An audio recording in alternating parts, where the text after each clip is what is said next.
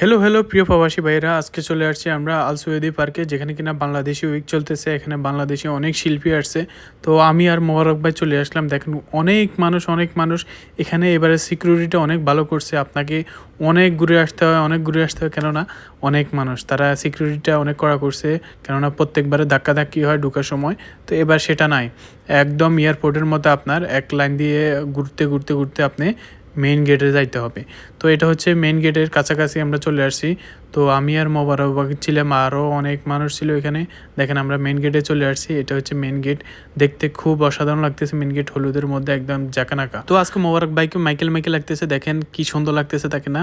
আচ্ছা দেখেন, এখন আমরা যাচ্ছি ভিতরের দিকে। ভিতরে যাওয়ার পরে আপনাদেরকে বাকি অংশটুকু দেখাবো। দেখেন ভিতরের গেট দিয়ে ঢোকার পরে ডান পাশ দিয়ে আমরা ভিতরে চলে যাব। দেখেন এখানে সাইডে কিন্তু অনেক সিকিউরিটি আছে।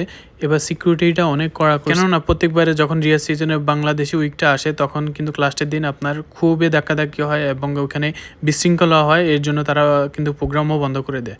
তো দেখেন বিভিন্ন দোকানপাট আছে এখানে, ফুলের দোকান থেকে শুরু করে বিভিন্ন দোকানপাট আছে।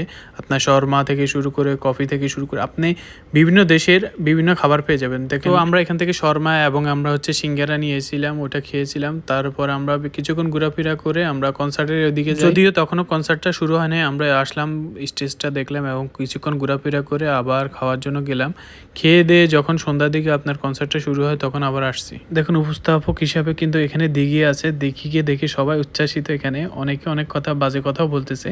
যাই হোক ওটা বাদ দিয়ে তো প্রথমত একটা নৃত্য হয়, তারপরে আকাশ মাহমুদ গান গায়, তারপর আরেকটা নৃত্য হয় এবং তারপরে আসিফ আকবর আসে। দেখেন কত বীর মানুষ। তো কতক্ষণ গান শোনার পর আমরা এখান থেকে বিদায় নিই। তো সবাই ভালো থাকবেন, সুস্থ থাকবেন, আল্লাহ হাফেজ।